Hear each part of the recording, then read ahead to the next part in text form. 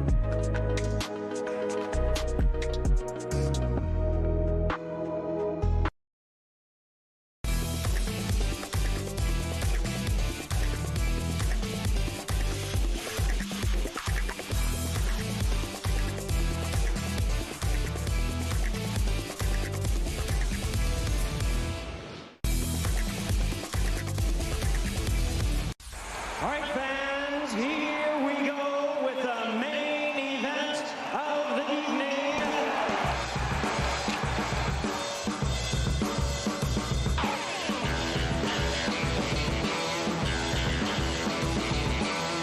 Hello, good evening, welcome to the Record Breaking Sports Bar with me, host Jason Gunn, joined by the legend that is Mr. Darren Ambrose. How are you, Dazzler? I'm good, man. How are you? Congratulations, by the way, in the Europa League. Thank you. Well done. First time we've seen each other. No, it's the first time. European champions. Now listen, hold on, I've got to stop this rubbish from you Spurs fans, right? You're not European champions. European champions. You're not European champions. Is it European trophy? You won a European trophy. Well done for winning. Well done. Congratulations. All right, you world champions. Thank you very much. All right, listen up, gang. We've got a good one this evening. We're going to be starting the show with an optimistic phone-in, right? So it's over to you lot. We want the most optimistic thoughts of your team. Not unrealistically optimistic, but we want to know what you think your team optimistically could achieve. It's a bit of a contradiction, actually, when you think about it. But genuinely, up and down the country, all over the world, what do you think your team optimistically could achieve this season? 03717 223344. What is your club going to do this season? So the League One, League Two started last weekend. We've got the Championship starting tomorrow live on talkSPORT. We've got the Community Shield on Sunday. Then, of course, next Friday, we've got Liverpool taking on Bournemouth live on talkSPORT at the start of the Premier League. So football is back officially now. But you tell us about what you think your team, optimistically, potentially, there's a lot of words there, could achieve. The Championship is back tomorrow, building a massive weekend live of football right here on talkSPORT. We're joined by transfer guru Ben Jacobs. Give us the lowdown on Chelsea's move, and I'll do Garnacho. Should Maresca stay well clear, or is he perfect for that left-hand side? 03717 223344. Also got the Midnight Train. Want your stories? Myself and Darren will be picking apart that. No sport, no politics, no religion, nothing too serious. Other than that, anything goes. Get your calls in just around midnight. 03717 223344. Get involved. We cannot do the show without you. Your calls matter. Pick up the phone and get involved. The most optimistic thoughts of your football club, get them on the show now on the Sports Bar live here on talkSPORT.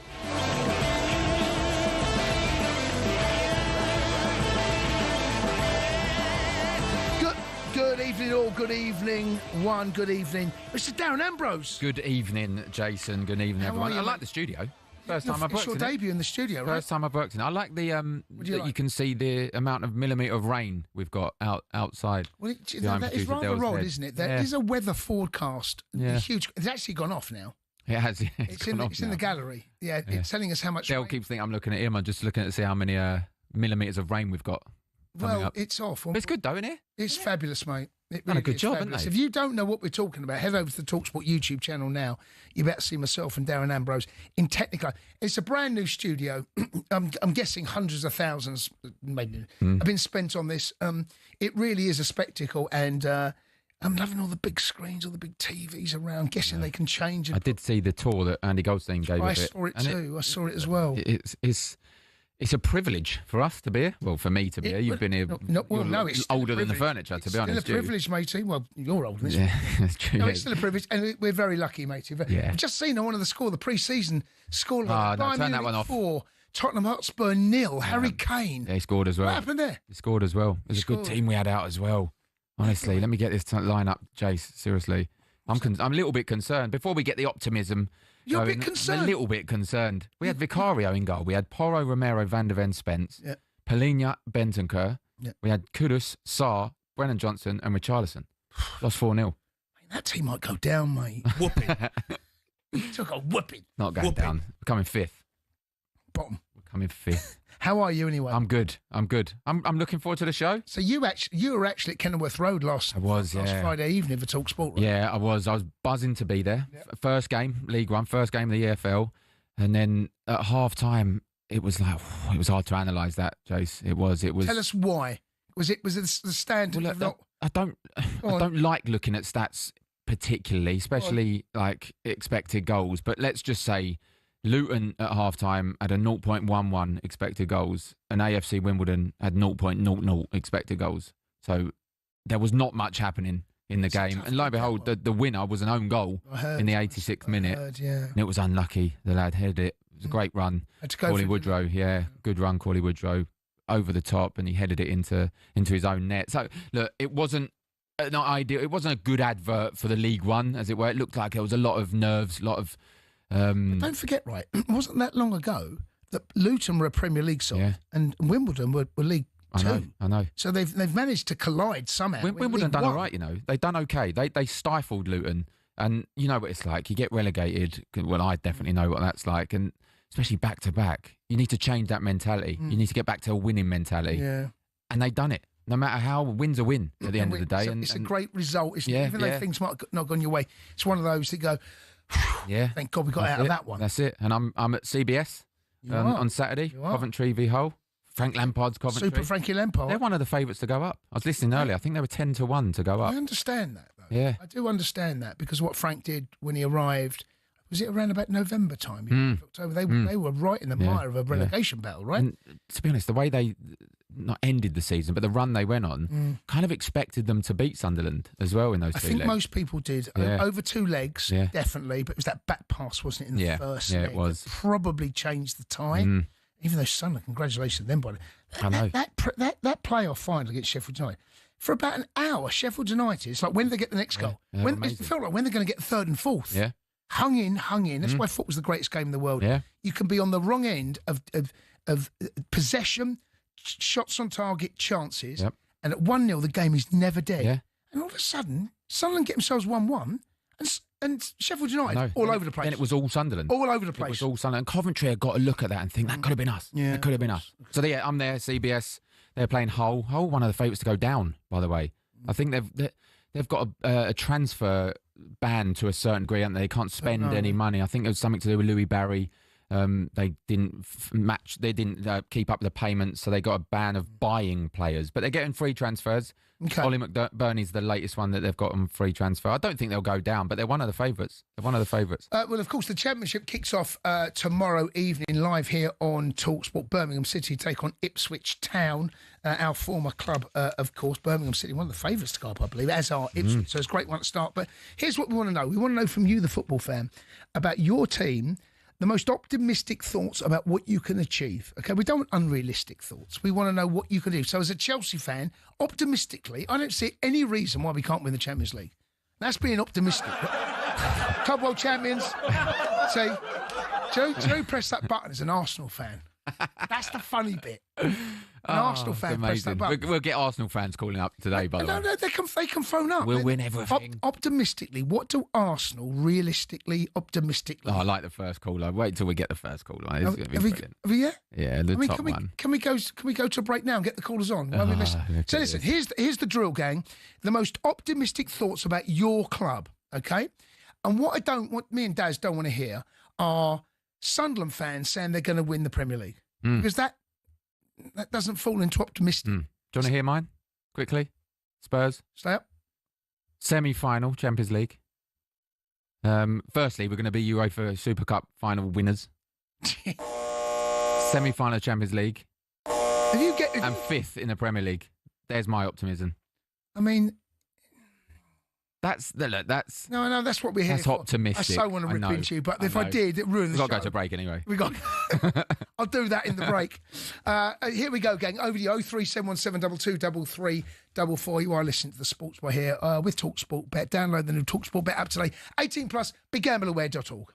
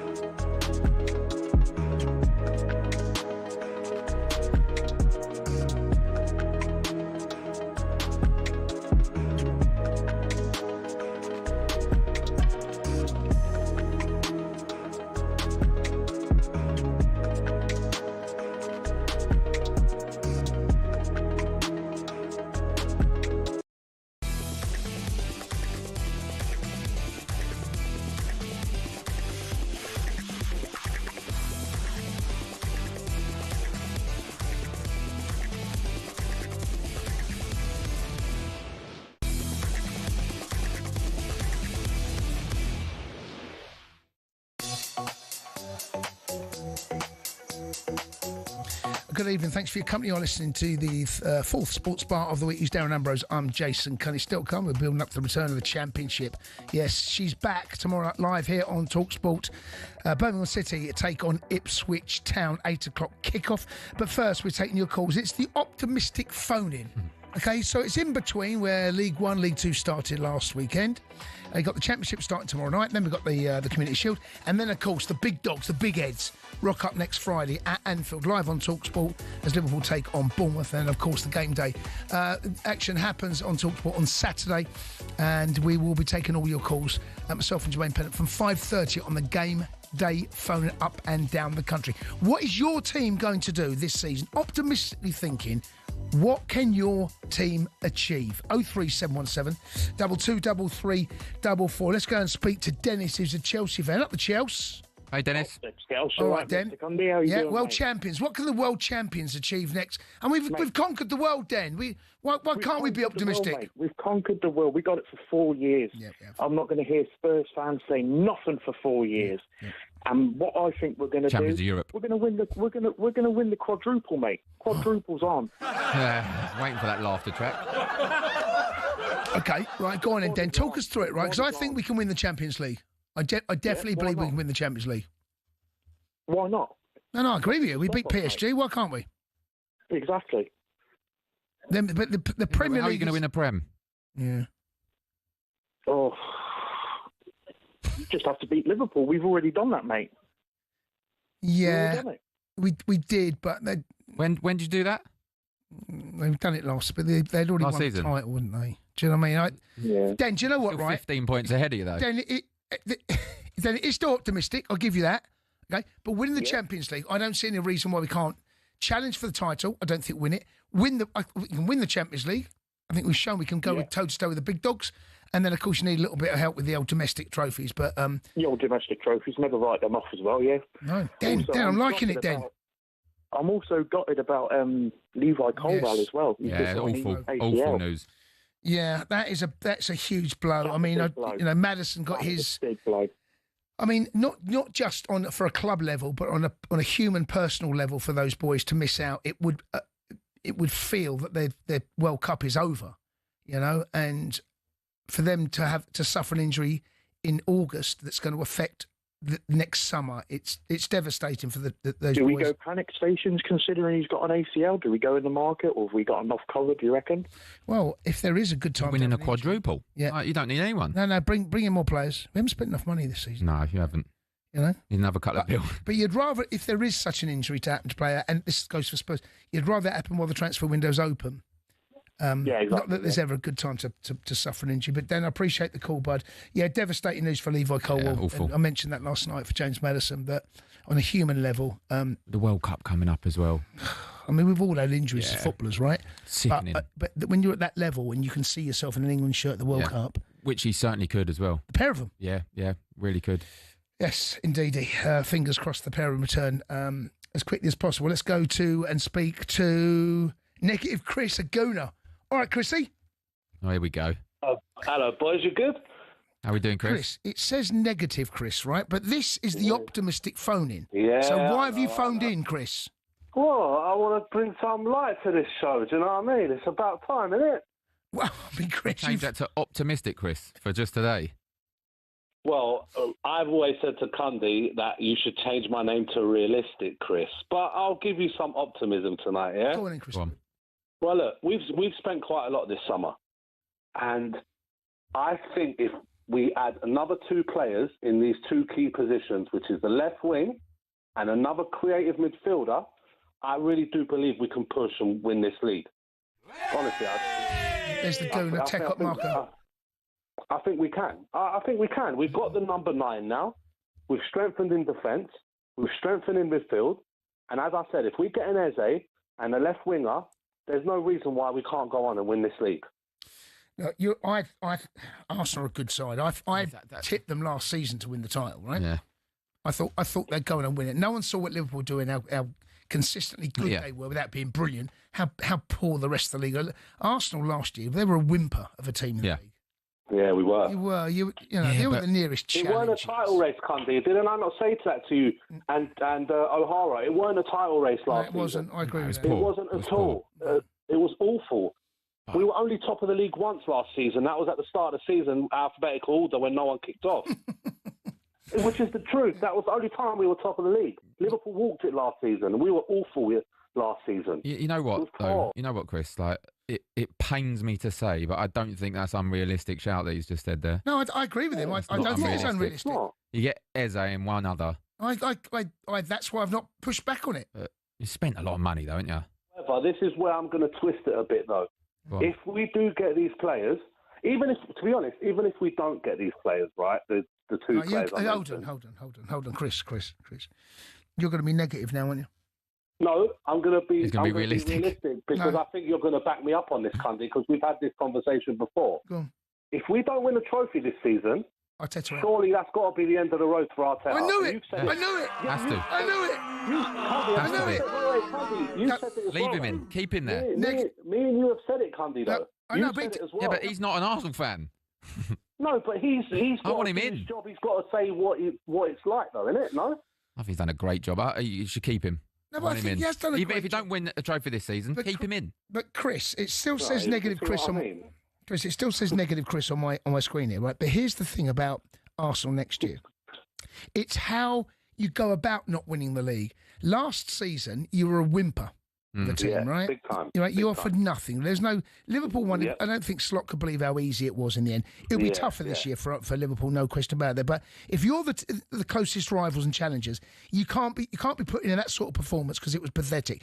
If you limp out as you did against Newcastle in the Carabao Cup, which you did, right, and the FA Cup down to 10 men against Manchester United, right? I know you scored 2 great free kicks against Real Madrid, and you want to have a trophy parade for all that because that's what you guys do. I've never ever said that anyway.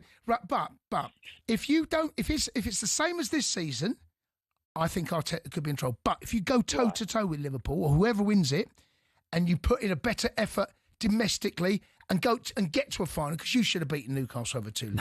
No trophy. He's got to go. We've got to go. He's got no trophy. Well, loses in the Champions League final. Yep. Loses the FA Cup final. Gone. Loses Carabao Cup final. Trophy. And loses the Premier League on goal difference. Serial losers.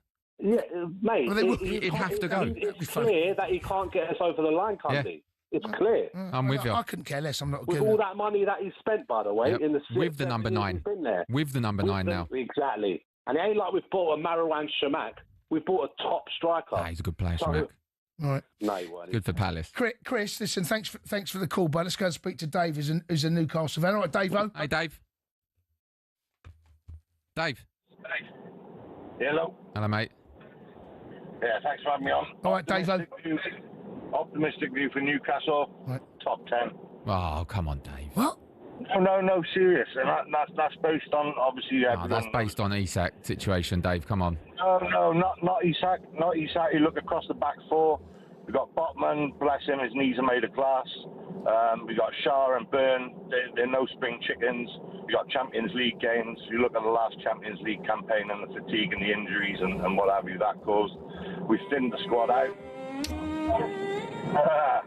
No, listen, I'm being optimistic. Look, Ramsdale. It's terrible. There's nothing optimistic about this phone call, Dave. No, listen, early exit from the Cup, job done. Yeah, let us focus on staying in the top 10 of the Premier League. Because, you look through the middle as well. Getting rid of Longstaff, big mistake, great squad player. Experienced Champions League. Sorry, Dave, you think optimistically that this is being optimistic now? That you're saying a top half finish is optimistic? Yeah. What about Champions League? We're not going to go anywhere. No. We just haven't got the squad for it. We've got a weaker, thinner squad than we had 2 years ago for a Champions League campaign. And all the saga with Isak. What are we going to do? Start up front? What if Isak stays? He ain't going to be in the game anyway. And by the way things are going, it looks like Eddie's sent him to Coventry. But it's, I don't know. I don't know what's going to pan out with Isak, but, what we're going to do, start a season with Asula and Neve as forward options. Dave, can you stay on the line for me a second? Yeah. Might change your stay opinion. there. Don't go anywhere, Dave. Right? I've got a Sunderland fan here who's on the line. What's I Dave bet he's say? laughing. Who's Liam? All right, Liam. Hey, Liam. No, lads, all right. Yeah, good. Did you enjoy that phone call? Mate, it's painful listening to them, mate, in all honesty. It's just pure sob story all the time with them. They are. Mate, honestly, I'm coming into this season, I think, pure realistic optimism, mate. I think top 10 for us, and I think we'll go and do the double over them, in all honesty, mate. I think they are up in the creek side. So do you think you could finish above Newcastle? I don't know about that far, lads, but... Well, I'll tell you what, you have a conversation with Dave. Let's bring Dave back up. Right, Dave-o? Yes. Dave, they're going to do the double over you. What Liam said. That's optimism, isn't it? Well, you've got to be, mate, don't you? Got to be. Yeah, absolutely. And listen, this ain't no sub story. I'm top 10. I'll be happy with it next year, just based on what's gone on. We've been. Yeah, it is what it is. But yeah, as long as we do get the double over Sunderland, that'll be a good season for me. That's the top and bottom of it, mate. If we stay up this season, though, mate, and we get the double over you, that's all we care about, pal. When's the first game? December the 13th, mate. I love that they're ratting it straight out. Yeah. Mate, calm down the days. Dave, you don't sound happy, Dave. You don't sound confident. No, he doesn't, does he? I am. Yeah, Sunderland. Hey, listen, it's great. It's great. It's great to have the derby, and it's great to have it, and it'll be great to put the double on them. And as Trip says, it's great for them to be promoted, but it'll be great to see them go back down as well. See you later, Sunderland. Right, listen, Dave-o. There's a lot of Newcastle fans listening to this saying what you're talking about. European places has to be a minimum requirement. It's not going to happen next year. Unless something drastic happens at the end of this transfer window. And listen, there's a lot being spoken of strikers we've gone for, this, that and the other, and people might shoot me down for this. But talk of Hoyland, available for 40 mil. Eddie can do a job with that kid. I think you can, yeah? That's outrageous. Brutal. The last word. God, that's outrageous. Where's he gone? Where's the Sunderland fan gone? He went. He gone, is he? Said we'd do the double over you and then went. He disappeared, did he? Well, that's what we're after, gang. I want your most optimistic thoughts on your football club. What can you achieve? A little bit more optimism than Dave just showed would help. Terrible optimism. Top 10, maybe. Shocking from Newcastle. But there are Newcastle fans to come up and, give me a little bit more meat on the bone. Yeah. You can't just come up and say top half. That's being optimistic. Isak will stay. Top 4.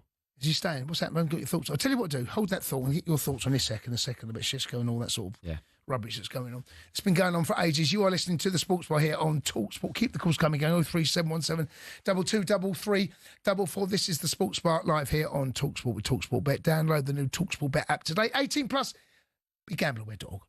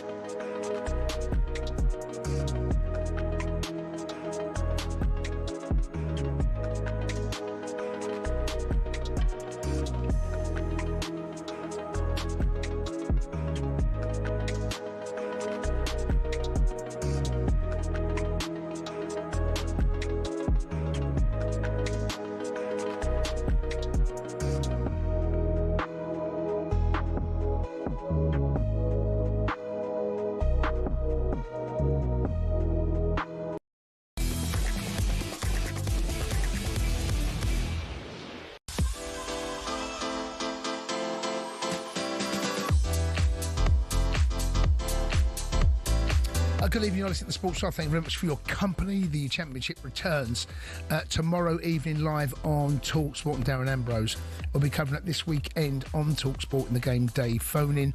The game day action, of course. He is at Coventry. Who Coventry taking on? Hull. I'm taking on Hull City. He's Darren Ambrose, I'm Jason Gale. Still come, though. We'll be talking building up to the Championship that returns tomorrow evening live on talkSPORT. It's Bristol City take on Ipswich Town. First, I will take your calls on the optimistic phone-in. What can your team achieve, optimistically, from your point of view, next season? 03717 223344. Alexander is a Barnsley fan who's dialed that number. Alex, good evening, sir. Alex? Hello? All right, Al, what are you doing? It's Alec, you all right? Yeah. What's that music in the background? I've turned it down now. What was it? What are you listening to? Alex? Yeah? What were you listening to? talkSPORT. I'm a Man United supporter, and I think we're going to get top 5. Who do you support? Man United.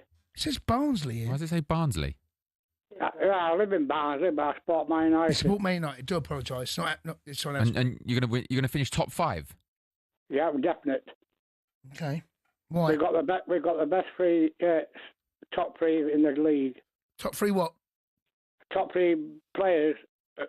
Top 3 who are brilliant. Top Who? 3 of Who? top 3 players of top 3 are brilliant. Go on. Who are they? Name them. We've got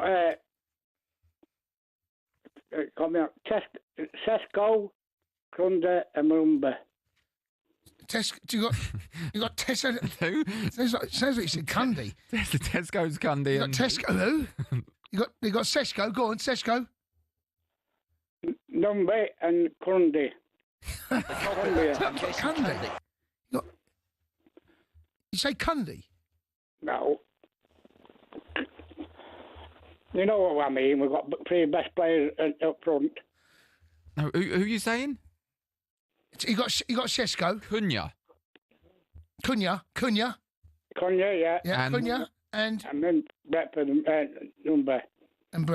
Buemo. Yeah. Hold on. I've written my name down here. Three best players in the league. You got Sesko, Cunha, and Buemo. The best 3 up front in the league. Buemo. Yeah. What about the defence, though? We've got a solid defence. We just want a midfielder.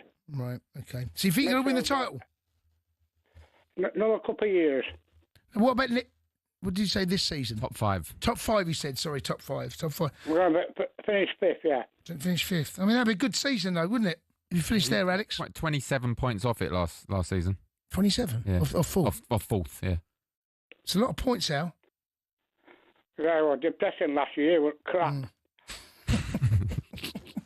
Do you know what, Al? Listen, you're the sort of caller we need, right? We need optimism. We need belief. And you've got it in bucket loads, Al.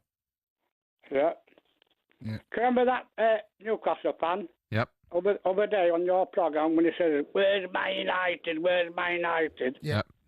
And they thought they were going to get Sesko. Yep. Where is he now? He's gone quiet, hasn't he? It's a good question. No, we're going to get Mark on, though. He's It's a good question. Al, listen, how much are you looking for? Keep Al on. Get Mark on. Do you want to stay on the phone, Al? I'm still here. You're still I'm still here. Stay there 1 second. Right, Al, you ready for this? Let's go and speak to... let's go and speak to Mark, who's a Newcastle fan. All right, Mark? Hey, Mark. Hi, lads. What do you make of that? I tell you what, you got some disillusional Man U fan. I tell you, where's P1? Oh, my God. I know, but it's the optimistic phone-in, Mark. They're finishing top 5. They've got the best front 3 in the league. You got to be joking, haven't you? Look, they've got a really bad keeper, a very slow back 4, a midfield that does, I will admit, Bruno Fernandes is all right, but he's 31 years old. Right. He's at that point, that tipping point. Right. And then they've added 2 inverted wingers. Right. Yep. That one of them got 5 assists and the other one got 4 assists. And poor Sesko is going to have no ammunition to put goals in the back of the net. Yep. And, you know, I mean, that side there's relegation form. I've even put it on the bookies. Right, I tell you what, do us a favour, Mark. Stay there. Let's get Alex's thoughts on it. Alex, what do you think of that? What do you think of Mark? talk a load of rubbish. Talk a load of rubbish? Oh, Yeah. Just here. Yeah. Go on. Yeah. I said about Sesko, we're going to Newcastle, we get him. Yeah. The only striker what they can get, if they go to Sainsbury's on a Saturday afternoon and go in the queue. You're going to say? And get in the queue at The Sainsbury's. only striker what they're going to get is go to Sainsbury's on a Saturday afternoon and get in queue. What do you think of that? You've got to get in queue and go to Sainsbury's, Mark. Well, I'll tell you what, I'll take Hoyland off him. I tell you what, anyone who's been to Man U, comes away from Man U, is 10 times better player. That's a fact. That's not fiction. That's not somebody making up a story. Every single last player that's come away from Man U is a better player. Alex, what you got to say? Look at McTominay. Come out swinging, Alex. Come on. Right. Yeah. Go on now. The players who was coming to Man United, they won't go to Newcastle. How many players? You got a football team what's been turned down. All the 11 players we went for, no, we don't want them, Because the Man United are bigger than Newcastle. Yeah, go on, answer that one then. Go on in. Go on, Mark, answer that. It's dead simple. The price structure at Newcastle, unfortunately, we're only paying 150,000, but they're going to get caught with a whole lot more players that do not want to move because they're on 250,000, 300,000 a week. You're in a real silly situation, Manchester United. They shouldn't have got themselves in this deep. Right, listen, I've got to go back to Alex. I can't let hear you, Al. Got to hear you. Al, what you got to say that, Al? Paying too much, Al. Now, Sesko has dropped his wages to go to Man United because Newcastle paid more wages for him, but he'd still turn him down. Still turn him down? To Man United. Yeah. What you got to say that, Mark? He knows the wages. Yeah. Well, I tell you what, I don't want a player that doesn't want to play in the Champions League. I wouldn't want a player that doesn't want to play at the top half of the league. And I wouldn't want a player that doesn't want two lads that's going to be with him, Jacob Murphy and Harvey Barnes, 11 assists to Harvey Barnes, 14 to Jacob Murphy last season. Yep. If you're a striker, you want that ammunition. Yep. And what did you say, Mbermo and Cunha, Mark? Assists? 5 and 4. 5 and 4. Well, you got to say that. They got better wide players, Al. We got to say that. It talks crap. It had to end somehow, didn't it? Brilliant. What better way to end it than he talks crap? I think that probably is. Fantastic. I think it sums up a lot better. Keep the calls coming, gang. 03717223333. Let's go and speak to Joe, who's a West Ham fan. All right, Joe? Hey, Joe. Lions. Hello, lads. How you doing? Yeah, Right. good. All right, Joe, boy. Come on, what you got for us? Optimism. All right. Optimistic, right? Top 10 win a cup. I mean, I don't see that. I mean, that's... What cup? What one? FA Cup. Why FA Cup. Okay, you picked the wrong one. You did. You should have gone out to Carabao. Yeah, you had two to choose from. You went the wrong way. I mean, optimistically, if you win the Carabao Cup and finish 10th, right? I mean, that's... I mean, that would be amazing. I mean, it is optimistic, but it's not unrealistic, is it? I mean, especially when you see, like, Palace. I think they'd have done it with Moyes in charge. I don't think they will this year. Palace was what I thought. Yeah, that was my... Based on that, and if we keep everyone fit, and if we get a couple of players back from injury... Top 10. Where'd you come last season? 14th? We could do all right. Yeah, which was it 14th last season? Yeah, just. Long way to go still. Long way to go. And Graham Potter but look, we saw with Crystal Palace, you get a little bit of running. Mind you, Glasner's a good manager, right? And so's Potter, though. Yeah. Still come 12th. Can Potter... They don't care, though, because they won the FA Cup. If they've... Yeah. Come 12th. Yeah. They don't care. No, I know. No, I know. That's what I'm saying. Why can't West Ham do that then? I just don't think they're good enough at the moment. But it was this time last year, right? Yeah. If I'd said to you, right, and same show, a Crystal Palace fan phoned up. Yep. And said, going to finish 12th and win the FA Cup. A good chance. Good chance. So you're shooting down West Ham. I'd have probably said wrong cup as well. You picked the wrong cup. But they didn't, and they done it. But this is the whole point of phone, right? It's optimistic. It's a good shout, by the way. Good shout. Oh, well done. Up it, Mark. Joe, sorry. Good shout, Joe. You backtrack. Was it Joe, was it? Let's go and speak to Keith, who's up the Villa. All right, Keith. Come on, the Villa. Up the Villa. All right, Keith, give me your optimistic prediction for next season. Okay, Jason, you're a legend. But Ambrose bloke, he's an ex-Blues player, isn't he? So, oh dear. I don't know about that. I played a handful. Yeah. They don't remember that I played. Anyway, so Villa, I think Villa are going to finish top 5. Okay. And Europa League, without a doubt, because we've got such a good manager. Yeah. And we haven't sold anybody. We don't need to buy anybody because we've got some great players and such a great manager. And Martinez has stayed as well because United were after him. And obviously everybody's after Watkins, especially Newcastle. They're so sad, aren't they? Just really sad. Does he stay? Watkins, does he stay? Oh, he'll stay. Yeah, definitely stay. Why would he go? Well, more money? North. Well, according to most people on here, it's because it's Manchester United. That's what they say. Yeah. He won't go to United. What about Newcastle? No, he won't go there. He's already getting paid a lot of money, guys. It's a good shout, though. Top 5. What was you, 6th last season? Yeah, it was 6. So same points as Newcastle. One behind them. So we're in the Europa League next season, right? Yeah, we are, yeah. Do you know what? And they could win that as as well. I can see Villa lifting that. Yeah. Spurs can, Villa can. Of course we will. Yeah, of course we will. Spurs It's hard to win, though. It's not hard to win, mate. It's not. It's a grind. Well, we haven't won it before, but You've got to be a top team to win that. You've got to be a top team to win that. Jason, to be fair, you've never won the European Cup, have you, really? What do you mean? You won the Champions League. Yeah. And you weren't champions when you won the Champions League. You won the Club World Cup, though. I mean, come on. The world champions, you aren't weren't they? champions. You weren't champions when you won Champions League. But you're not going to win that argument. You're not going to win that argument, are you? Really? I've won it already. We were when we won it. How many times you won it? Champions. How many times you won it? Just once. Jason, you haven't Chelsea won it twice. any time. Just the twice. Champions League. That was the less than. We got to the final. Spurs. Just the twice. We got to the final. Yeah, it's okay. It's okay.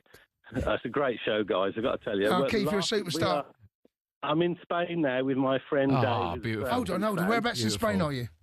We're just north of Marbella. Right. Hold on, Keith. Hold on, Keith. I've been looking for Alan. Yeah. I've been looking for Alan. We can't find him. He's obviously in a bar somewhere. Keith, you're on holiday with your mate? No, I live here, but my mate's on holiday with me. Right. Okay, what's your mate's name? What's your mate's name? David. Dave, say hello, Dave. Hello, mate. All right, Dave. So, yeah, good, man. Keith, have you got family out there, Keith, or is Dave leading you astray? He's always led me astray. Right. Are you boys out on the razzle tonight? We have been out in the razzle, but we're back home now, so it's okay. It's okay. But we were looking for Brazil earlier. We went down to you won't find him. For Brazil. You won't find him. Everyone's looking for Brazil.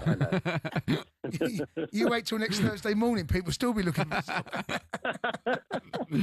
Brazil. All right, Keitho, listen, fabulous call, bud. Have a good season next year. Jason. Who's Davo support?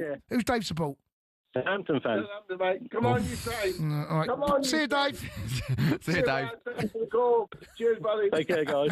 There's Keith and Dave out there. They're home at the moment, but let me tell you now, mate, they'll be listening to the show. As soon as this show kicks off, mate, they'll be straight down. Oh, they're gone. Straight down Marbella. Yeah, gone. Of course we are. Oh, he's still there. He's still there. We're still here. We're still here, yeah. Where is it? Was it the Port Banús? Port Banús is a bit dodgy, to be fair. There's a few clubs down there. Visit. Yeah, but that's where Brazil will be, Port Banús, I guarantee you. Poor Brazil, he cannot defend himself. Keep them coming, gang. The most optimistic your thoughts on your club, what can be achieved next season. 03 717 223344. You are listening to Sports Bar here on talkSPORT. With a talkSPORT bet, download the talkSPORT bet app today. 18 plus, BigGambleAware.org.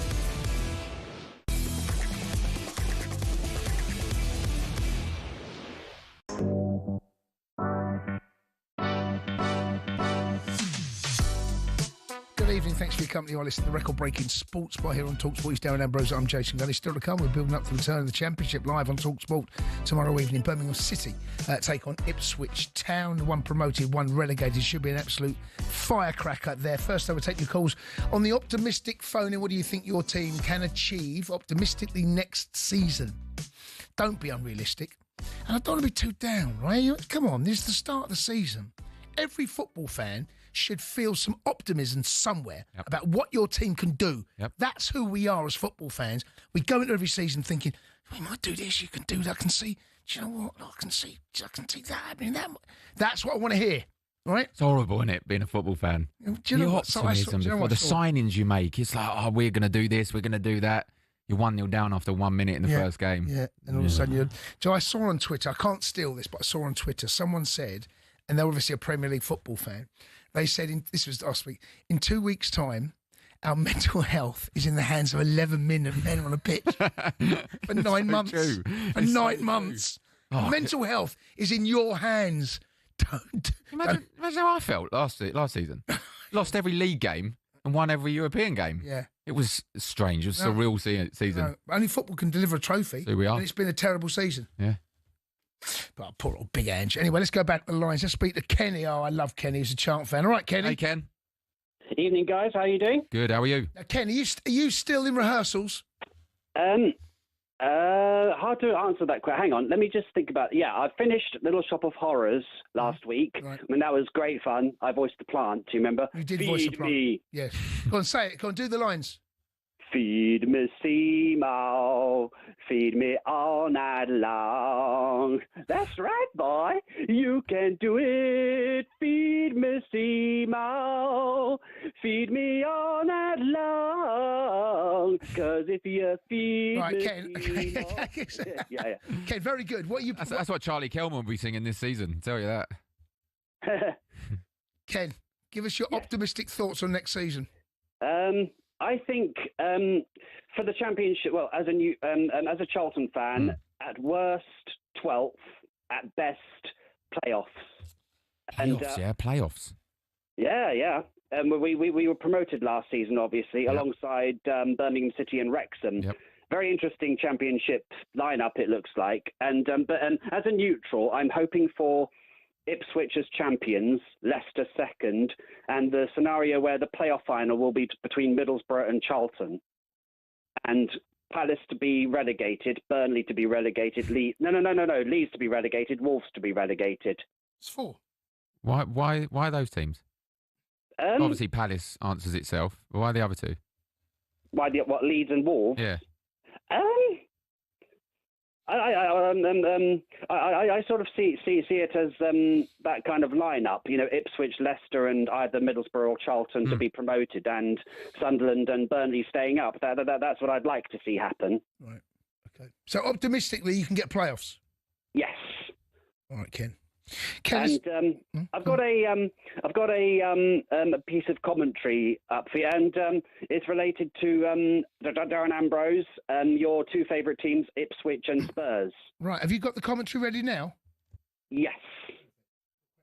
Right, listen. Okay, do you want to do it now, going into a break? So this is Darren. Is Darren Ambrose scoring a goal? No. It's It's August 1992. I think you remember it well, Jason Cundy. Is it you?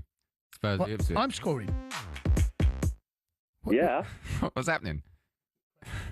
Go on then. Let's do it. Let's hear it. So you've got. Okay, you're doing commentary on a goal. I thought Darren scored, so I'm scoring this goal, am I? Yeah. Yes, you did. Yes. Right. Okay. We're just waiting for the crowd effect noise here. Hold on 1 second. We're going to get it. Marco's. Okay. Here we go. All right. Let's go. Take it away, Kenny boy. John Walk. All lost possessions are just in Edinburgh. Steve Sedgley. All crossing all the way to Darren Anderton. Now Vinnie Samways. Now Ipswich. Ipswich getting a high defensive line here. There's the only thing to do if there's any doubt.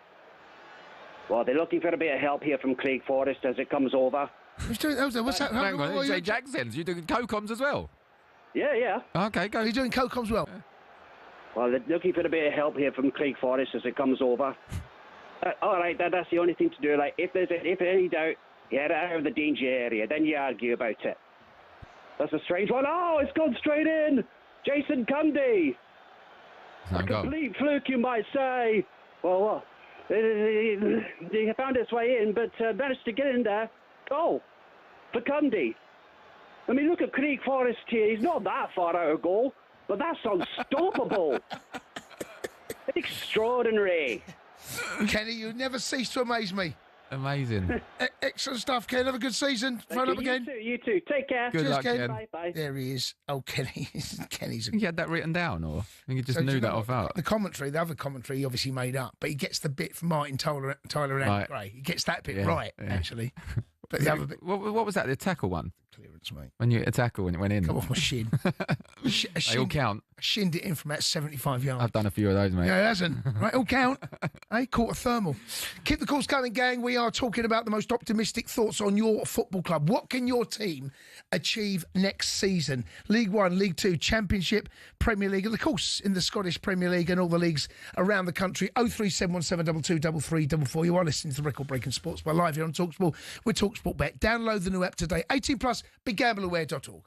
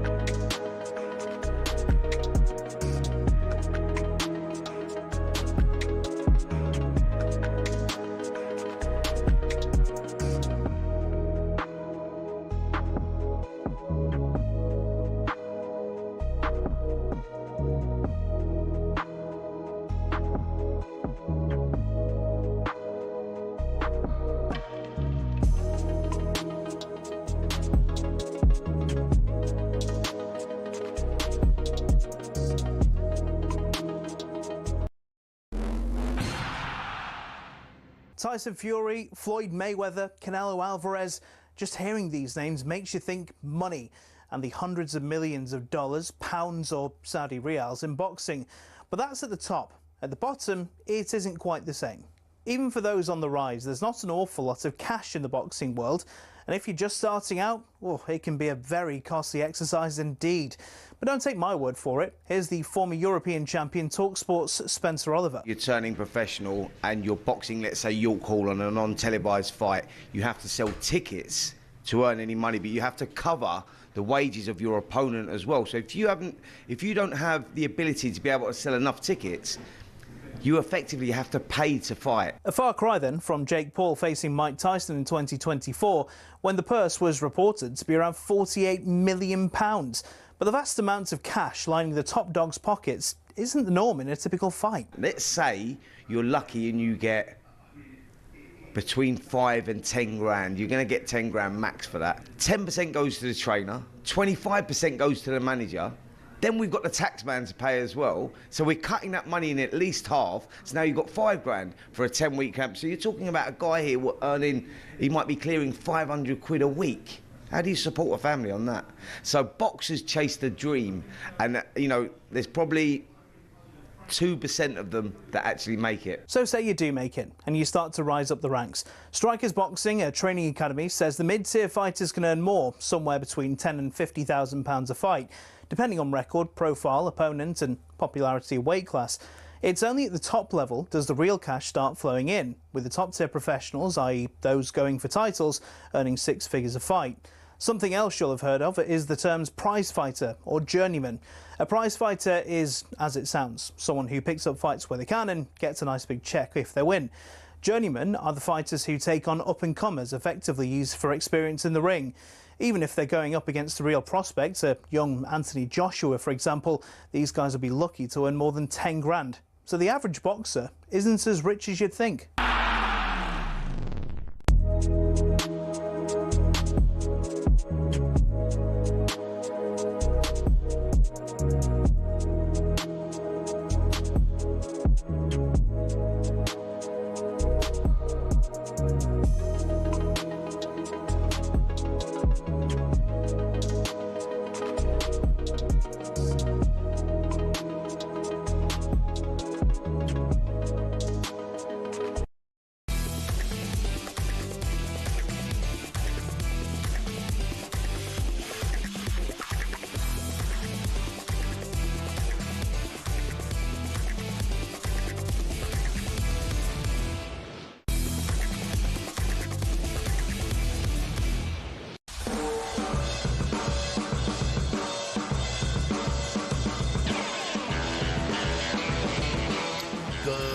Thanks for your company. It's Thursday, the final sports bar of the week. Championship football returns tomorrow. Live here on talkSPORT. Birmingham City take on Ipswich. Then on Sunday, live from Wembley, it's the Community Shield. Champions Liverpool take on FA Cup winners Crystal Palace. Live again here on talkSPORT. And of course, next Friday, Liverpool take on Bournemouth, the start of the Premier League. Football is just around the corner, but we're taking your calls on the most optimistic thoughts on your team. What is it your team can achieve this season? Still to come in the hour, we speak to Jeff Peters, as I said, looking at the Championship, which starts tomorrow, and Ben Jacobs as well. We'll be talking for us through all of the transfer tittle-tattle. Without further ado, let's go to the lines. Let's go and speak to Dan, who's a goon. All right, Danny boy. Hey, Dan. What's happening, fellas? All right, Danny boy. Great show as always. Cheers, Dan. Now listen, your mob, right? Your mob have come close, right? The bridesmaids, as someone said. You've lost the 2 last friendlies, haven't you? Yeah, I know. I was over at the Emirates the other day. That was horrible yesterday. What was the other one? But look, I'm known as Positive Dan. Yeah. Right? Positive Dan. Okay, we want you. We need you today, Dan. So when I heard this, I said I've got a call, right? And my other mate, I do an Arsenal podcast with. He's called Negative Dan, right? And we had this discussion, and he reckons we're going to finish 4th. I reckon there could be a treble on the card. Yeah. Go on. There could be a treble on the card. A treble? Right. What one? What, finishing third? Finishing second again? That's the only trouble you're getting. Right, listen.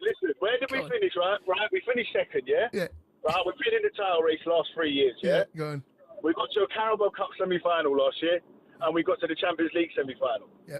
So that's 1 game away from a final, right? That's a treble in itself, that. Fine treble. We've already done the treble again second 3 times in a row. Yeah. But this year, there's going to be real business, right? Whether it's the Carabao Cup, FA Cup, and the Premier League, or the treble, Premier League, Champions League, right. FA Cup. If it all clicks with a new signing, Gyökeres bangs the goals in, yep. I've got a feeling there could be. Last time we finished second, 3 times in a row, we won the double. This time we're going to win the treble. Bosh. It's amazing. Bosh. Yep. When was that? 2002. That's Positive Dan for you. Yeah. 24 years ago, that? Well, you won the treble? Won a double. Yeah. Well, including the Community Shield, it would have been a treble, but yeah. Yeah, you don't count, no one counts them. No one counts them. But listen, could win the quad.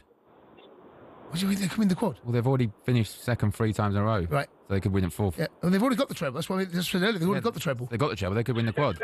Come second again. Is that quadruple? Danny boy, there's a lot of gooners that I speak to on here, and I've got friends of mine that's it's a real mixed bag, right? If he doesn't win a major trophy, and I say major, we know what we're talking about. Not FA Cup, not Carabao Cup. We're talking the big dogs, Just Champions League, Premier League, one right? of them. He's got to win one of those this season. Is that where you're at? No, I think, look, there's context to that. What if we go 90 points and Liverpool get 91? What, you telling me We didn't win. got to be sacked? Yeah, he's not won. Nah, you don't sack a manager losing the league by a point. Surely not. Don't know. Honestly, Dan, I think you could lose the league by a point, come in the final at every other trophy and lose, and he's got to go. It depends. Because he can't get it over the line. That's the argument. Yeah, I don't know, though, because you bring another manager in, and then do you know what I mean? He's changing the whole system and everything, and players. I don't know. That's the argument. If you're gonna get an Enrique, then yeah, a top manager like that. Oh, so you would sack him then? Well, if you're gonna give me Enrique. Oh, like that is it? Oh, it's like that. Okay, right. So you would hold on. Let me get this straight. If it's the right manager, you'd sack him. Not now, I wouldn't. No. If we don't win anything. No, but if he got 90 points and Liverpool got 91, but they offered you Enrique. Then I'm taking Enrique. Hypocrisy. Brilliant. It's amazing. That didn't take long, did it? Hey? 30 seconds ago, you said you wouldn't take anyone else, or you wouldn't sack him. You can't sack. You can't sack a manager for not winning the league by a point. Yeah, but if we're going to get Thomas Frank, not that sort of level, you know what I mean? We're European champions, mate. We're European Dan, you champions. make me laugh. Dan, listen, thanks for the call, bud. Stay optimistic. Cheers, Dan. Keep phoning the sports bar, right? That's one, mate. Cheers, Dan. Oh, man. There he is. Positive Dan there. Coming in. Oh, no, we're negative, Dan. Should get them both on one day. Yin and yang. Speak to Spurs fan. I speak to Tom. He's a Spurs fan. Why did you say it in that tone? Right, Why did he say it in that tone of voice, Tom? I just can't wait to hear what's going to be said. You all right, guys? All right, Tom. Hello, Tom. Give us the most positive spin on Spurs you can. Well, that's it. I think the most optimistic thing for Spurs is winning the Super Cup. Take that. Because it's a one-off game. It's 50-50. We can win a trophy again, another season with another trophy. So that's the most optimistic thing for me. That's it. That's the most optimistic you can go. One game, one trophy. Thomas Frank. Yeah. Yeah, but because it's 50-50. We could finish bottom half, get knocked out of all the cups, drop out of but that's next Wednesday, still right? win the Super Cup. That's next Wednesday. Yeah. Right. Let's say you lose that, right? Then where are you going with the optimistic opinion? Oh. Well, that's basically what the phone was about. It's not about next Wednesday. About the season, done and dusted. Whole season, Tom. We want the whole season, if mate. if we win the Super Cup, and we don't get relegated, I'll be happy with that. No, Tom, come off it, matey. Tom, come on. Honestly, what have we got to be excited for? We've got Maddison out injured for the whole season. Son's left.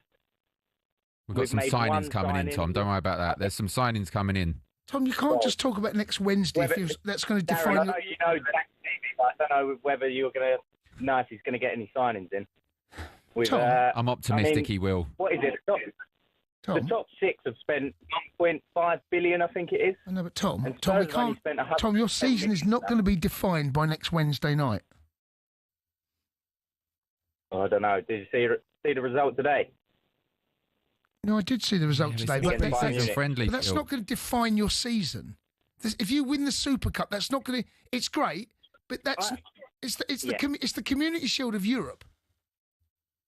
Yeah, and if we win that, we'll be champions of Europe, won't we?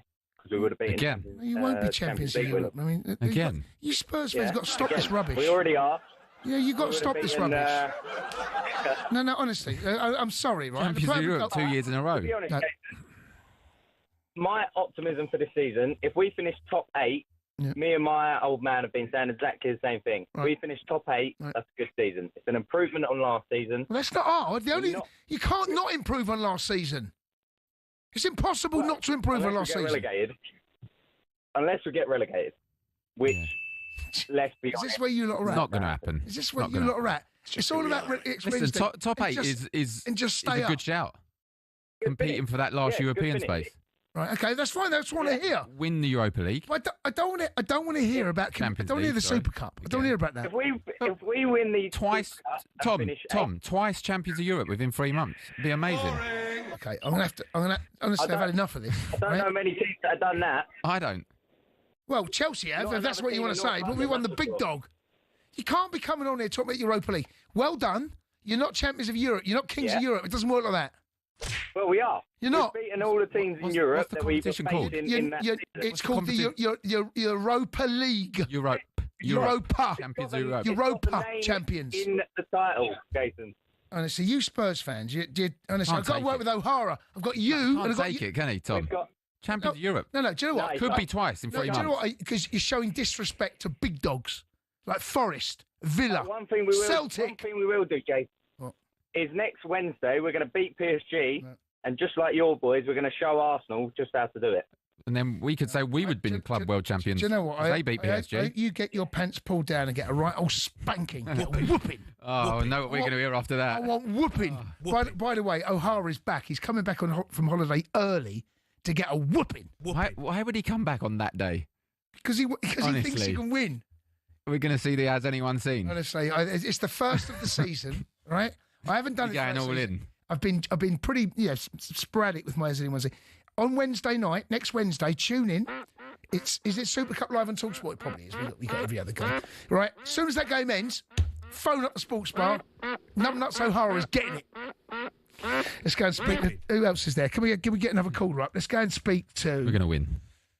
Let's go and speak to Joel. Hey, Joel. He's a Watford fan. All right, Joel. Right. Now, you see, a couple of years ago, last time we got promoted, came on and did an apology call when we got promoted under Cisco Munoz. Right, I think I remember you now. Why did you have to apologise?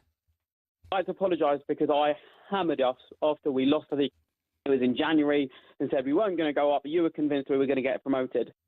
We're going to make the same deal again. If we don't get promoted in May, I'm going to come on, I'm going to give you an apology. I, for some reason, feel extremely optimistic. We've kept a very good group of players. We are cutting out the deadwood slowly, albeit, the squad is very, very bloated. But we bought really well, exciting young players. Imran Cundy from Bayern Munich.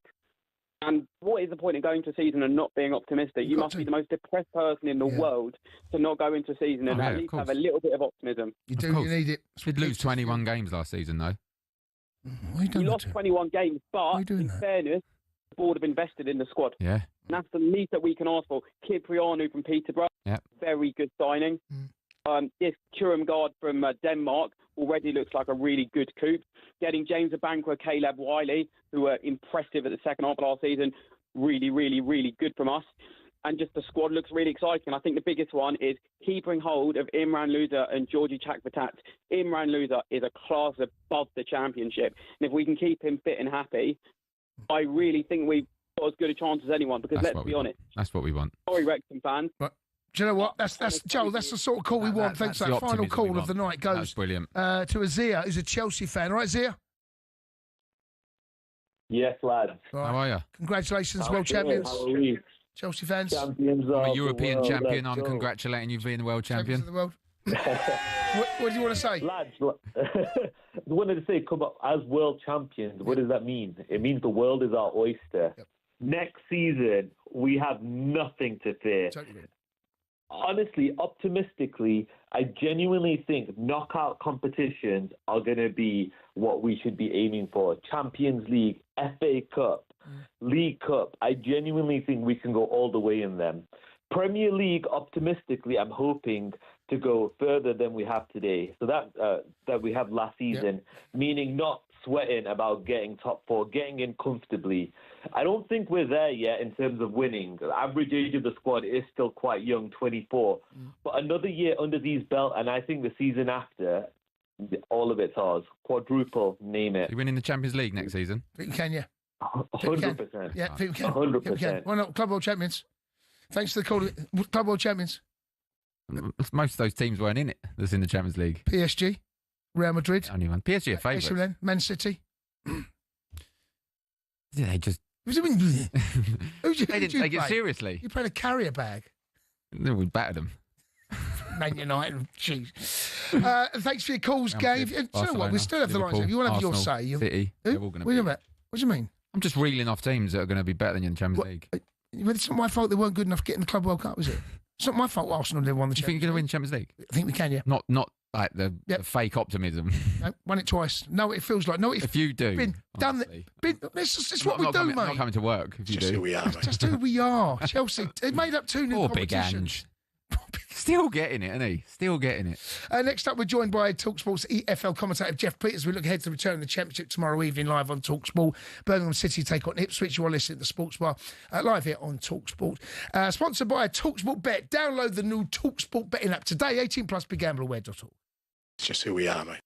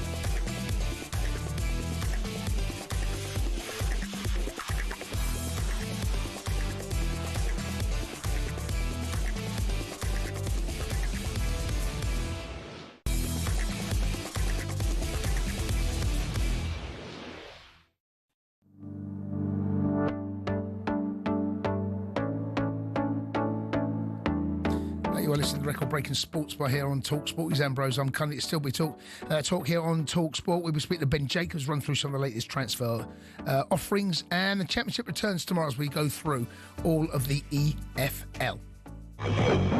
It's never over till it's over in the Championship.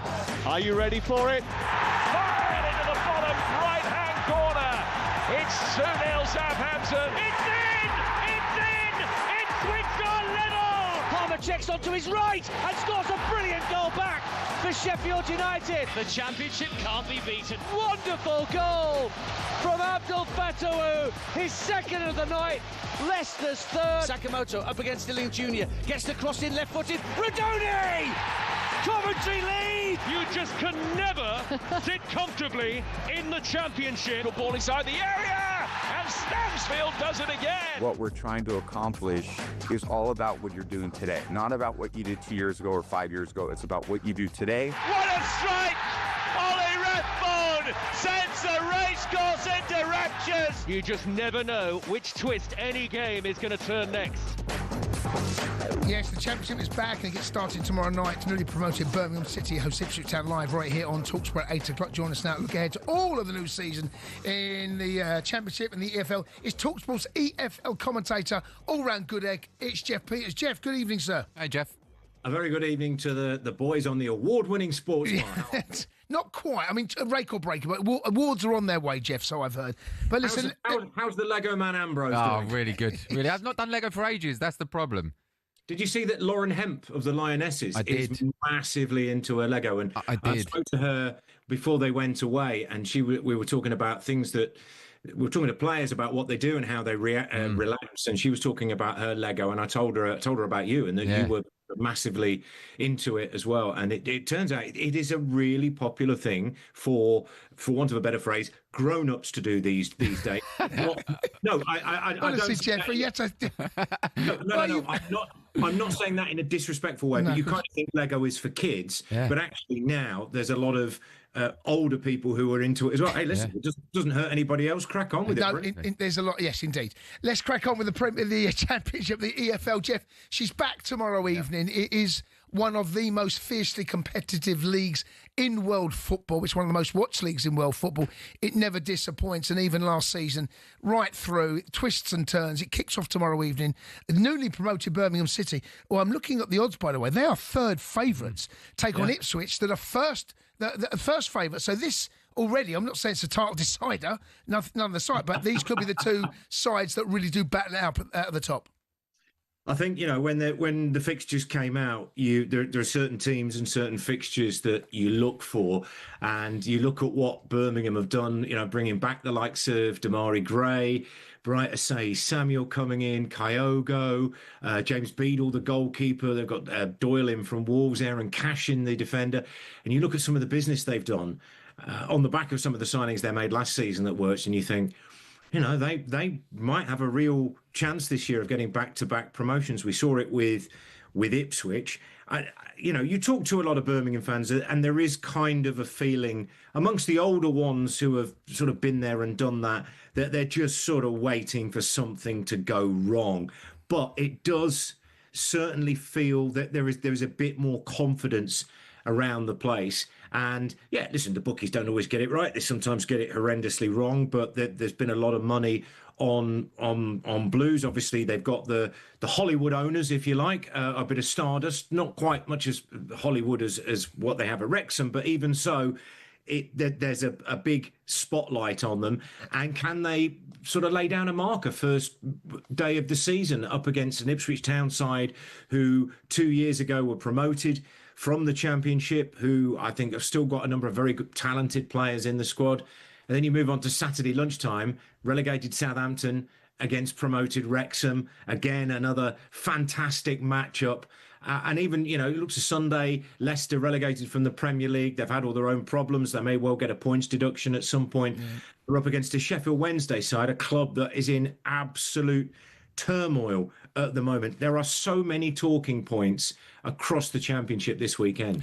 You know what, Jeff? What I love about this division, I was asked, is this the best league in the world? And look, in terms of quality, you'd have to say no. But in terms of competitiveness, you'd have to say yes. It's in the argument of being one of the best leagues in world football. And as you said, Ipswich are favourites to win the Championship, yet they're not favourites to win this game against Birmingham. Birmingham are favourites. So you can go throughout the whole division, the whole fixture list, and you can hardly pick who's going to win. And you mentioned newly relegated Southampton are up against the Hollywood club Wrexham, who I'm so intrigued to see this season. How do you think that one's going to go? And just in terms of Wrexham this season, do you think they could do the impossible?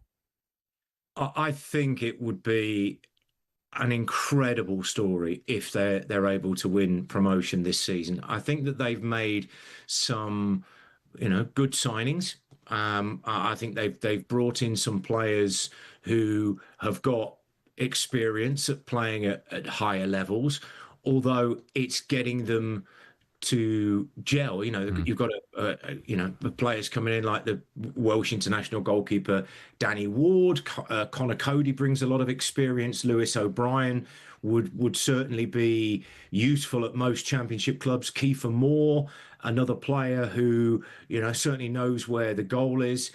George Thomason from Bolton, I think, is a good player. They've brought in a left back from Empoli. Ryan Hardy from Plymouth was excellent last season. So they've got some impressive players that have come into the squad, but it's getting them to sort of hit the ground running. And again, we'll get a bit of an idea of how they're doing when they play against Southampton. Southampton's second favourites. Now, when you read some of the comments online from Southampton fans when people are doing their predictions for the season, and people are saying, "Oh well, Southampton will be, they'll win it or finish second or finish third." Southampton fans going, "Well, hang on, we've lost some players. We've got a manager who's untested at this level who's come in.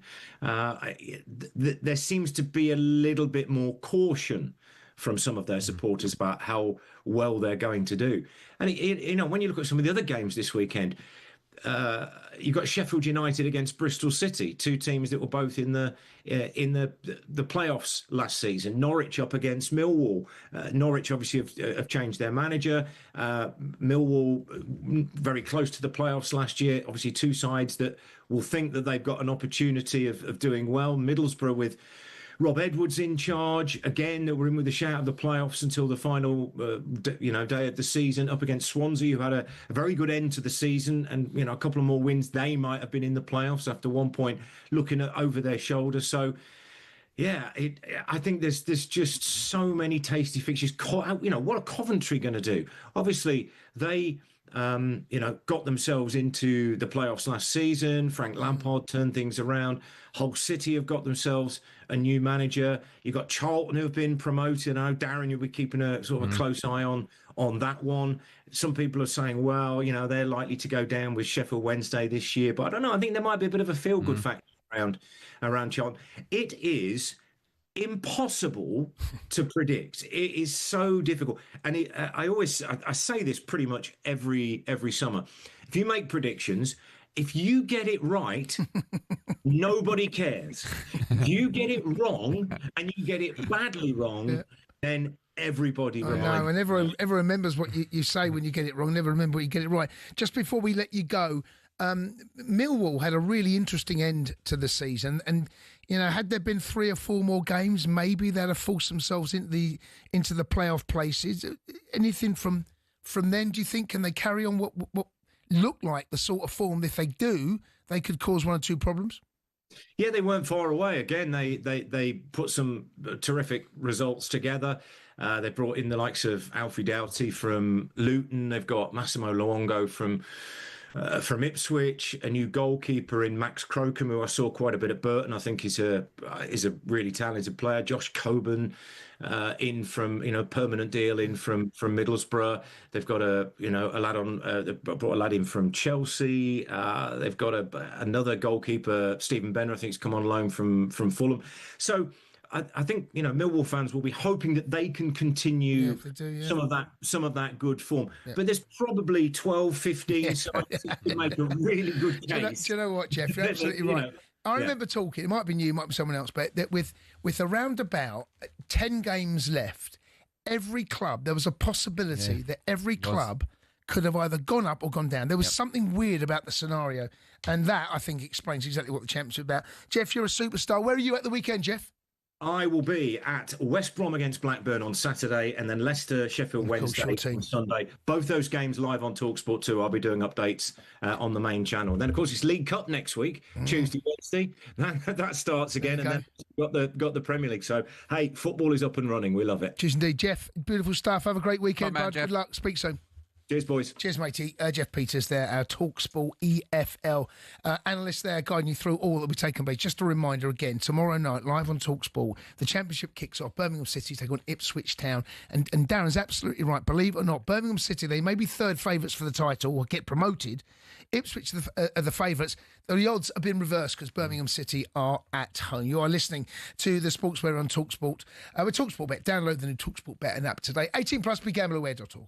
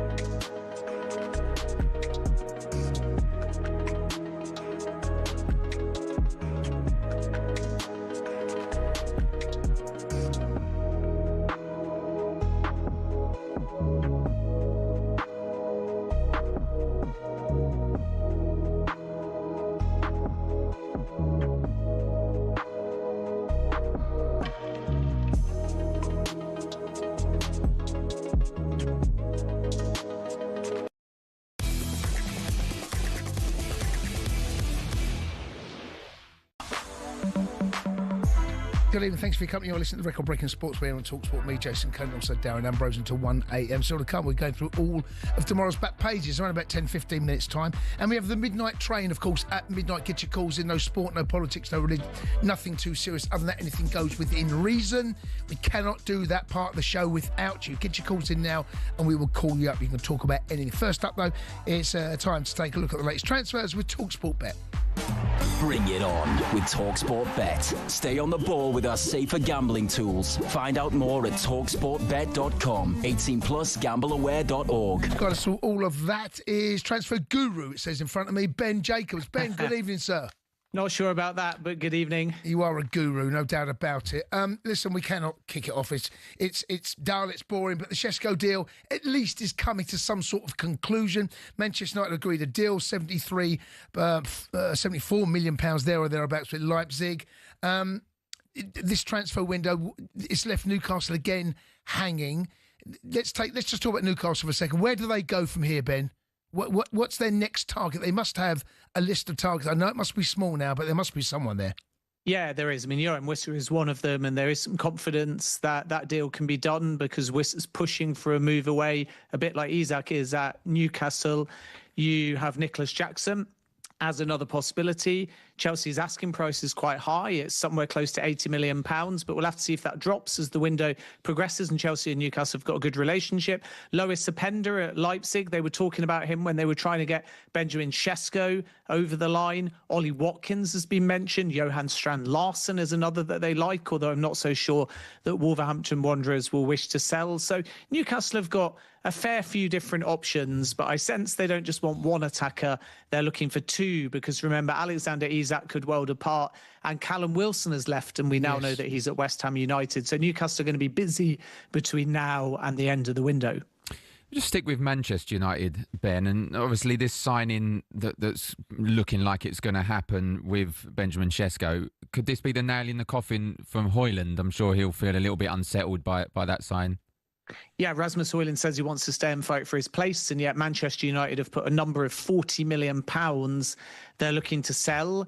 The book valuation at the moment, because it changes as you run down your contract, is 43 million. If they sell him for 40 million, that's not a disaster. It's a 3 million book loss, and it frees up the space, and it still puts some ultimately funds on the annual books and allows them to offset a bit of the Benjamin Šeško and no doubt try and move for a midfielder and possibly a goalkeeper as well. So keep an eye on Milan, I'm told, in particular from Serie A. There's Turkish interest. Leipzig inquired, but I don't think Højlund wants to go, because even though there's no European football at Man United this season, Højlund's perspective is he could leave somewhere and go and play Champions League or European football, and he can't get that at Leipzig this season because they haven't qualified either. So there's interest in Højlund, but it's all ultimately on the player. If he's a roadblock, he'll stick it out and he'll try and fight for his place. But I think Man United are likely to go to Højlund in the coming days after Šeško is unveiled and say, we think it's best if you leave this football club, and then the wheels may be in motion to a Højlund exit. And just over 24 hours ago, Carlos Baleba was linked with Manchester United. I'm a huge fan. I've seen enough of him to know there's a player in there. He's only young. This might have come a little bit too soon. Maybe for Man United's liking, maybe for his liking, maybe for Brighton's liking. But there's a player in there. Any movement on that? No movement yet, other than Manchester United made an inquiry via intermediaries, and naturally the player sees a lot of appeal in a club like Manchester United, but it may not be for this summer. Brighton's stance is not for sale. He's well contracted until 2028. And as a result, it might be one of those where Brighton say, do another season, and then we're willing to listen to offers in 12 months' time. For something to happen now, two things would need to occur. The first is the player would really have to agitate for a move, and the second is the valuation being met. And we hear reports out there saying numbers like 90, 100 million, even a British transfer record, Moises Caicedo type money. But my understanding, as ever, and as with Brighton and Caicedo, they don't go around quoting prices. So Manchester United don't have a number in mind, but it's clear that it will be very large. Can they do that financially, even with outgoings? It remains to be seen. But this is not a cheap deal. It's probably not a deal at value, and it might not be a deal that Manchester United can do at all this summer. So the inquiry is an indication and a clue. They want to add another midfielder. I think they will add another midfielder this window, but Baleba is going to be very tough because Brighton have a very firm stance that they don't want to sell this summer. I just want to throw this one at you, Ben, because obviously being a Spurs supporter and obviously the awful injury to James Maddison being out for probably the most of the season. There's talk of Nico Paz that could come over from Como, 40 million, I think they're talking. Can you see this one happening? Or I mean, for me, I don't know why Spurs don't go for like a Jack Grealish who looks unsettled, but Nico Paz, could he be at Spurs? Yeah, I think Tottenham is still assessing at the moment. There's a lot of rumour about Paz. He's been linked with other clubs too. And at this stage, nothing is developing. Tottenham are still having only internal conversations. But what's clear is they want to add another attacker. And I actually think the priority in light of James Maddison's injury will be more to find a number 10 that maybe can filter over to that left-hand side. So you've sort of got two considerations here. Do they replace Son with a left-sided attacker that's versatile and can play 9? Or do they replace effectively James Maddison and get a more central player? And I think because they were looking anyway before Maddison got injured at Morgan Gibbs-White, and they thought they'd signed him only to have all of that release clause drama, that's probably the clue that they're looking for a playmaker, they're looking for a number 10. And at this stage, we don't really know what direction they'll go in. Some say they should be bold and enter the race for Eberici Eze, and he is very much appreciated by the Spurs hierarchy. Let's see if they try. Arsenal at this stage are not at the point of making a bid. The release clause expires before the Premier League season starts, so Palace could shut the door, or Palace could say you've got to match that release clause even after it falls off. So it's not a cheap deal, but I do think Spurs will move in this area. With Grealish, Tottenham sources have always shot it down. The same can be said also for Rodrigo. Let's see if they have a late change of mind. Nothing developing on either of those players. It's Everton and Grealish at the moment that is the one that is currently moving with a view to a loan. And then away from the number 10 with Spurs, keep an eye on Nico Jackson too, because if Richarlison leaves, they'll sign another number 9. And even though we're talking about Jackson and Newcastle, there could be a possibility that Tottenham consider entering that race for the Chelsea striker as well. And of course, Chelsea aren't without transfer window without going talking about a wide player. We've already signed one. I just read Garnacho is back on the lips. It wasn't that long ago, Ben, that this looked like it might happen. It quietened down, but it's reared its head again. Yeah, I think it will happen. Garnacho thinks it will happen. Manchester United are a little bit more bullish in the sense that they're kind of painting a negotiation tactic to Chelsea, saying player could stay or he could join you. But we all know that Manchester United want Garnacho out.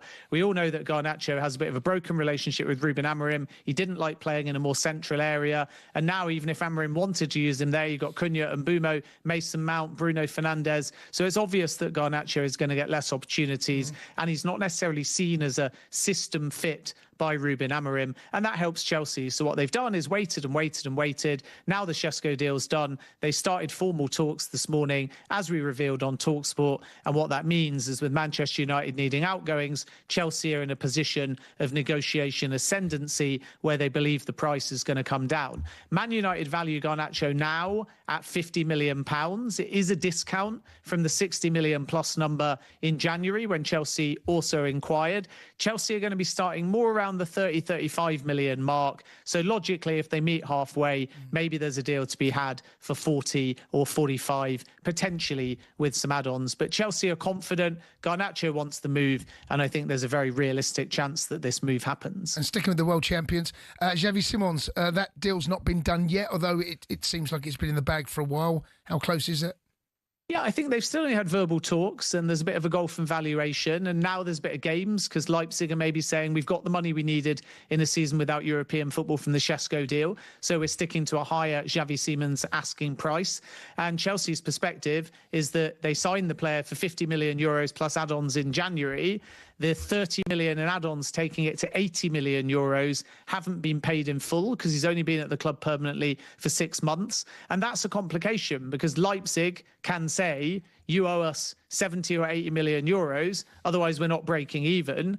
And they don't have to show Chelsea which add-ons have or haven't been paid. And similarly, Chelsea can use their own insight and inside information to maybe allege none of these add-ons or very few of these add-ons have been paid. Right. So in 6 months, if we give you a 10 million euros profit on that 50 million euros, 60 is a great deal to be had. And I think both have sort of stuck to their position. Chelsea with a lower valuation, Leipzig with a higher valuation. It's been chicken and egg. And now I think Chelsea have to flinch and make a formal offer, probably lowball Leipzig and see if they cave and accept it. And if not, be prepared to go a bit higher. But it's done on the Simons side. He only wants Chelsea. He's already agreed verbally personal terms. And again, there's a very realistic chance that this deal happens as well. Ben, you're a superstar. Have a great weekend. Catch up soon. Cheers, guys. Have a good weekend. Cheers, talkSPORT guru and the transfers there. We've got a number of gurus, but he's one of them, Ben Jacobs there. Thanks for your coverage there. That was a roundup with the talkSPORT bet of all the transfer tittle-tattle. Bring it on with talkSPORT Bet. Stay on the ball with our safer gambling tools. Find out more at talksportbet.com. 18 plus gambleaware.org. Up next, run through all the back pages. You wake up tomorrow with your croissant. And we also have the midnight train to madness, right? It's the final time of the week we're going to do it. Pick up the phone and dial 03717223344. We want to hear from you, right?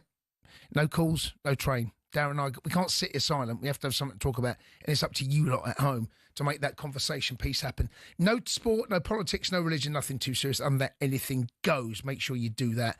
And we'll have some fun at the top of the hour. You're listening to the Sports Bar here on talkSPORT with talkSPORT Bet. Download the new talkSPORT and Bet app today. 18 plus begambleaware.org.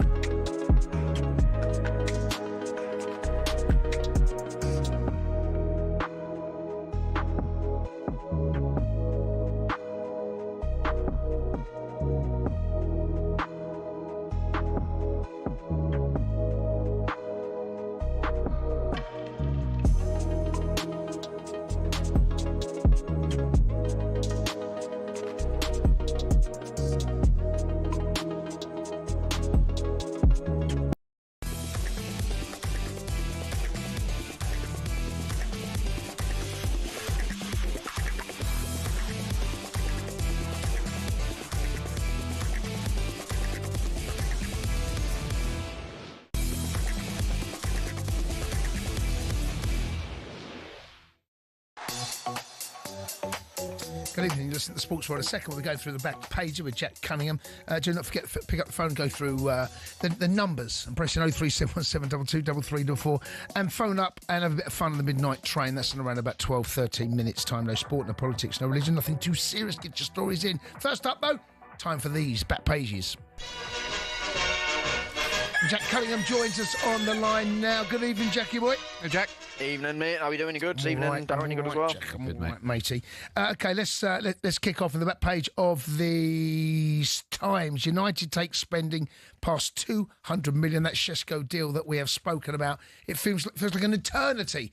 It finally has a conclusion. Yeah, it was a really boring transfer saga, especially for me. But in the end, it has gone Manchester United's way, and he is going to be a Manchester United player. So, look, £74 million. It's actually less than what Newcastle offered.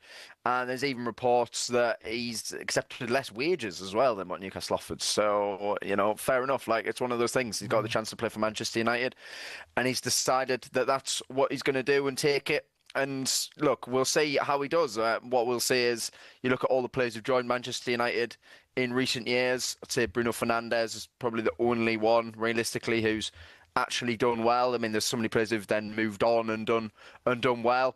But like, what you can't say the Manchester United haven't done this summer is back Ruben Amorim. They have given him an entire new front three. So he doesn't really have any excuses now for his team to certainly not be scoring goals. I mean, Manchester United scored 44 Premier League goals last season, which, huge problem. Well, exactly. I mean, that is, they had other problems as well, but 44 Premier League goals. I think I saw that Vardy got more goals than Højlund and Xerxes combined.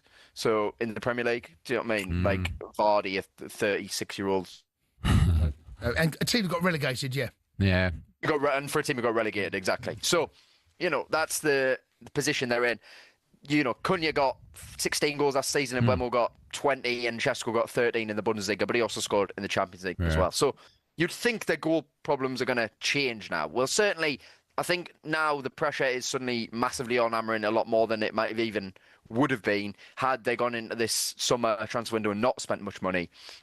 Now it's in a position where he needs to hit the ground running immediately, I feel. Or, we're potentially looking at him not lasting very long at all. Because if he can't get it to work, then you would think another manager would be able to get those players to work, especially Cundy and Wemo and Šeško. So, we'll have to see how it does. But in terms of Šeško, look, 22 years old, got all the talent in the world, got massive potential, and we will see how he does in the Premier League. But he's definitely got the talent and the physicality to do well. So, yeah, we'll have to see. I mean, Jack, talking of players that have moved on and done well, it brings me, and we'll stay with the times here, McTominay on the Ballon d'Or list. Yeah. Deemed surplus to requirements at Manchester United, makes a 30-man shortlist. Deserved, though, isn't it? It is brilliant. I think it's absolutely brilliant story. I mean, look, he scored the essential goal that won them the Serie A title. Obviously, they won 2-0 on the last day of the season. He scored the second goal that wrapped it up. And McTominay got 12 goals overall. He won Player of the Season as well in Serie A. So he had an absolutely amazing year in Italy. And has become a cult hero in Naples, which is just quite incredible. And, at Manchester United, I think he was actually appreciated by the fan base, to be fair. I never really saw fans really, slagging him off or anything. I think there was always an appreciation with McTominay that maybe he's not technically the best, but he always scored a lot of important goals, and he was a Manchester lad, and he gave absolutely everything every single time he stepped on the pitch, which is a lot more that can be said for a lot of the other players that they had. So, I think from Manchester United fans' point of view, I think they've got nothing but respect for McTominay, what he's going to do. I mean, I'm looking at it, and I think it's a great story. I absolutely love it that he has been nominated for the Ballon d'Or. Obviously, he's not going to win it, but look, it's a recognition of what he's done at his new club and how he's come to be such an important part of that Napoli team. And now, that Conte team he's got Billy Gilmore, McTominay, and De Bruyne could be the midfield next season, which is just loads of Premier League players just in Serie A. I think it's great. And yeah, and that's what you saw as well with the celebrations and stuff when they won is just how much it kind of meant to the people of Naples and how much McTominay meant to them. See the fireworks, the celebration. Yeah, they don't mess about for that part of the world. Diego Maradona, though, is still the king of Naples, no question. Of course he is, I just want to talk about James Maddison. This is on the back page here. Maddison KO woe. On the back page of the Sun, the Times say Maddison may miss season. Of course, that's on the back of that's in the front news of the back today. We heard Lever Colwill has picked up a very similar injury. Two boys that will be looking to go to the World Cup next summer, having their dreams dashed, it would appear, before a ball's even kicked. I mean, I could touch on Colwill first because I've got to be honest, I feel like it's part of what's played a part there is him playing the Club World Cup and all those games. Possibly. Like, you know what I mean? I think to do that, though, isn't it? Because Maddison didn't. Yeah, I know. I appreciate. It's easy to do that. What I will say with Maddison, he's injury prone anyway. Maddison, since he's moved to Tottenham, has had quite serious injuries every single season that he's been at Tottenham so far. Now, obviously, the ACL happening Well, we saw it, and it's such an innocuous thing. It was horrible to see. And look, he's now going to be out for the season. I'm looking at it from Tottenham's point of view, and they really need to sign some form of creative midfielder because Kulusevski's injured as well. They didn't get Gibbs White. You look at the Tottenham midfield and it's very functional and workmanlike, but who's getting the ball to Solanke? Who's getting the ball to Tell? Who's getting the ball to Johnson? There's absolutely no one in that midfield who can do that. So they have to sign someone. But the issue is, obviously I heard you talking about Paz before.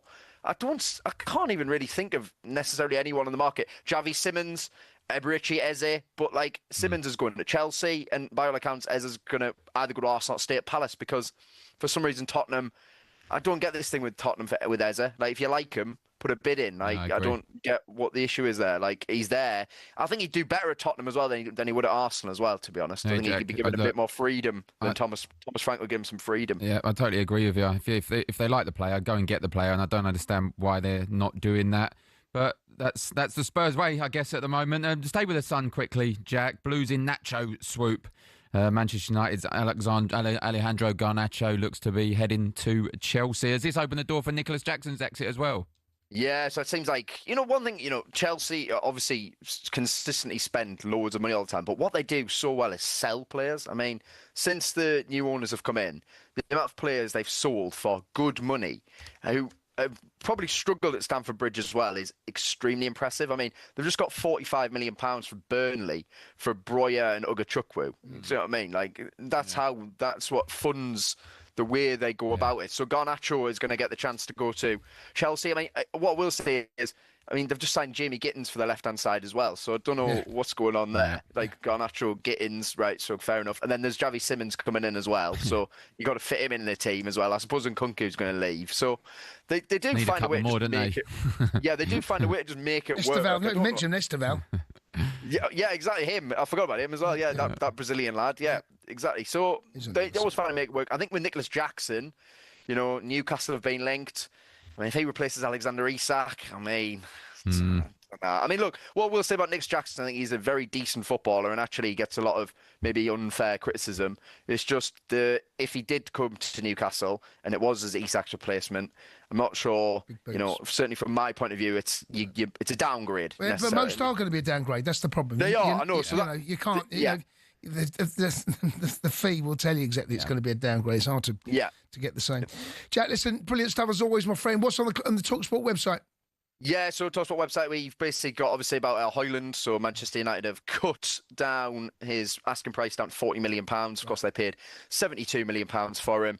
They're now asking for £40 million. However, Højlund is currently refusing to go. He turned down a move to Leipzig. He would stay in the Premier League, so we'll have to see if a Premier League team comes in for him. Again, he's probably another player who could leave somewhere else and probably thrive, because I remember watching him in this first season and I thought there was some flashes there of a really good player, and then it just felt like his confidence just absolutely disappeared. It went through the floor and he became a bit of a shell of himself. So look, I hope he gets to move somewhere and I hope he does well. Jack, have a great weekend, bud. Catch you. Yes, Jack. You too. See you later, lads. Catch you later. Jack Cundy with the Ralph Ellis back pages. Okay, now it's approaching midnight, and that means only one thing's the midnight train to madness. No sport, no politics, no religion, nothing too serious. And that anything goes within reason. Pick up the phone. It's a Thursday, right? We have a bit of fun on a Thursday, going into a Friday morning.